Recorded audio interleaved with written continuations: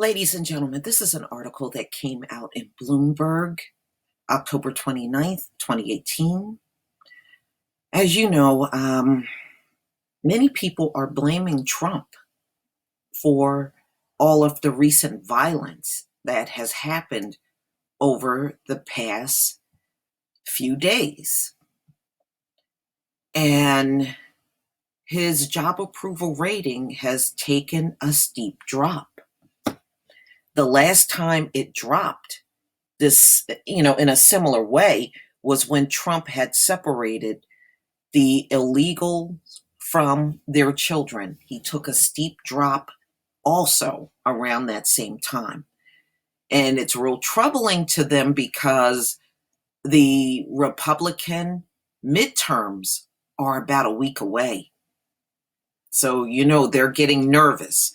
So his approval rating plunged 4 percentage points late last week amid the wave of violence that everybody's been buzzing about. We know the Kroger shooting of 2 Black people by a white supremacist. You have the 11 people that were killed in a synagogue, and people were injured as well. And you had those pipe bombs that went out to anyone that Trump spoke about as his adversary. Each one of them received a pipe bomb. So it has not been such a good week for the Republicans. Even if you don't feel that this is Trump's fault, this happened on Trump's watch. It did, among many other things that have happened on his watch. Okay, so this was a poll that was taken during the week of October 28th. So Trump approval rating took a steep decline. And this survey was taken among 1,500 U.S. adults, conducted Monday through Sunday each week. And it's a survey done by Gallup. Some of the polling was done before the attacks. The drop was the sharpest. The last time was June 24th, and that's when the family separations had happened. A series of mail bombs to prominent Trump critics and a deadly attack at a Pennsylvania synagogue have stirred criticism of the president's polarizing rhetoric, especially as the November midterm elections approach. Trump has in turn blamed the news media for fomenting public anger, and on Monday revived his characterization of the press as the enemy of the people. The fake news media, the true enemy of the people, must stop the opening and obvious hostility and report the news accurately and fairly, Trump said in a posting on Twitter. He's not going to take responsibility. He's not. He's not going to take responsibility for anything. An attack at the Tree of Life Synagogue in Pittsburgh during Saturday services left 11 people dead, many of them elderly, in what's being investigated as a hate crime. And also, it's been an announcement. Hold on 1 second. I'm going to pause this for a second. Okay, now they're calling the synagogue shooting a hate crime.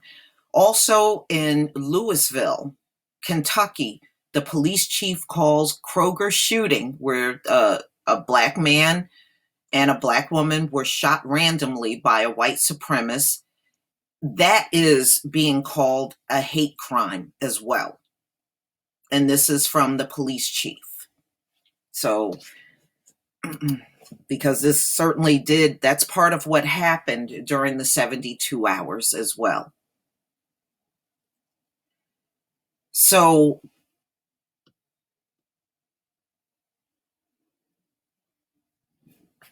We know 11 people died, many of them elderly, in what's being investigated as a hate crime by a suspect who allegedly posted on social media blaming a Jewish nonprofit that helps resettle refugees for bringing invaders in that kill our people. Trump and his wife will travel to Pennsylvania on Tuesday to visit with families of the victim. Okay. Which he really should be doing, but he hasn't done that with everybody. But I notice in this instance, he's jumping up to visit.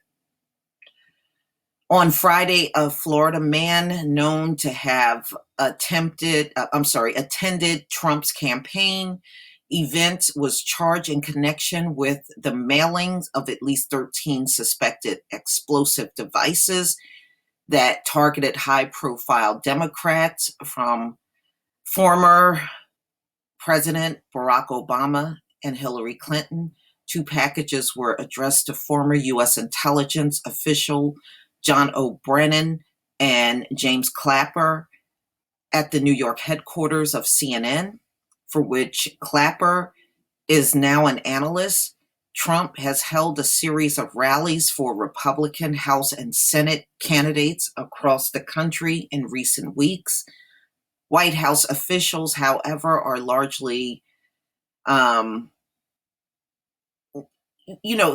are, at this point, they're afraid the Republicans will lose control over the House because of these recent events that have occurred. And any of you that's been following my video, you saw the one that I put out where Trump is being blamed.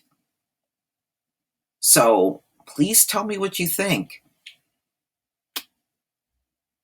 So now they're saying they are bracing for GOP losses because of the recent violence that's going on.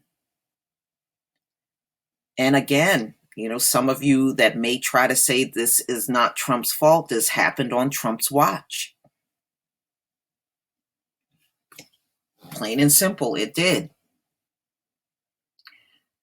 Please leave your comment and subscribe. Don't forget to hit on the notification bell, and I will see you on the next video. Peace, family.